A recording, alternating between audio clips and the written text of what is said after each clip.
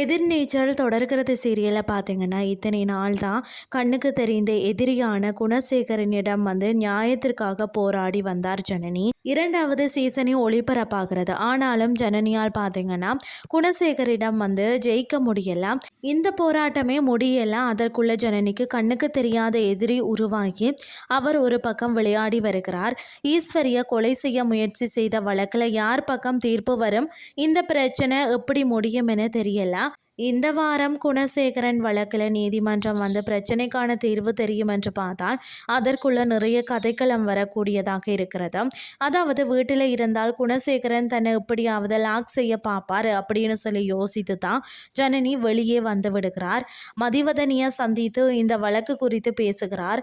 அவர் செய்த தவறுக்கு தண்டனை கிடைத்தே ஆகணும் அப்படின்னு சொல்கிறார். இதற்கிடையில தான் சாருபாலாவின் உறவினர் ஜனனியை சந்தித்தா நீங்கள் பாதுகாப்பாக இருக்க என்னிடம் ஒரு இடம் இருக்கிறது அப்படின்னு சொல்லி கூறி அவர்களை அங்கு அழைத்து செல்கிறார்.